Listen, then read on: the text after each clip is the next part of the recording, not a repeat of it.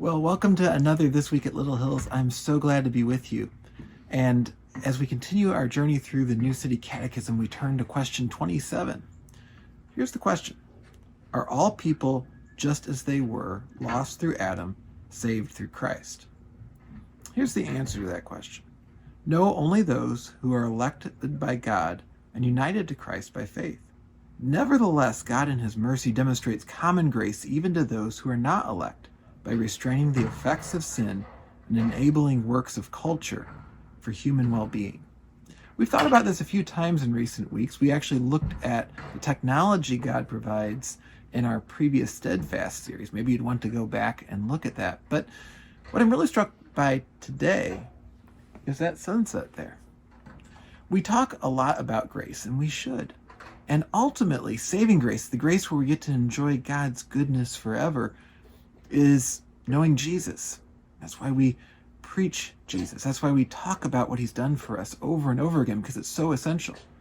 And yet, even when no one in an area knows Jesus, even when you don't know Jesus, you're still experiencing the mercy of God, the grace of God. And that's what it's referring to here when it says that there's common grace. God restrains evil and he provides good. As Jesus says in Matthew chapter 5, verse 45, he says, "For he makes the sun rise on the evil and on the good, and sends rain on the just and the unjust." And when we think about those words, what Jesus is saying is that sun there, that's provided by God. He made it, and he provides it to all of us. He doesn't somehow freeze out those who don't know him. He allows all of us to enjoy it, enjoy its warmth, and enjoy its beauty.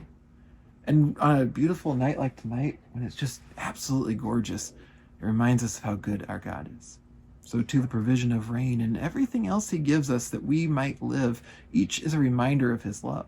And that's what brings us then to the richness of redemptive grace, that we only receive that when we know Jesus. But if we know a God that's so good that he provides this, even when we don't know him, even when we turn against him, even when we do what's displeasing to him, how much more do we want to know him fully, that we experience the richness of his love for all eternity?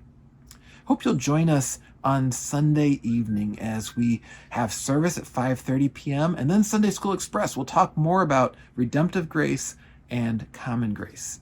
That saving grace is so rich, but let's not miss that God provides this just so that everyone can know how loving he is. Hope you have a wonderful day, and I'll see you very soon.